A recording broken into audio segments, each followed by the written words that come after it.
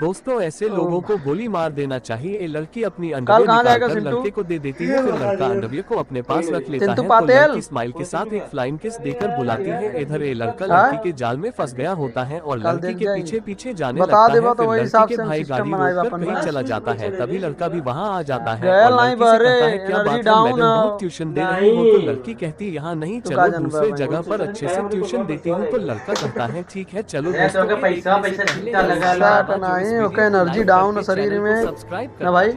हम जाई लेके आई जय साईं बाबा लिखता पैसा है, दे हम उसके लेके आई माता पिता दबदबा का उम्र बढ़ा देना, माता बम पिता बम के भोले लिए लेके इतना आई। तो कर ही सकते हैं। तो उसके बाद लड़की चिल्लाने लगती है, तभी एक सब्जी जो आदमी काम आता पकड़े है तो का और लड़की शरीर को से धमकाने लगता है। फिर लड़का उससे बचने के लिए 50,000 रुपए देता है।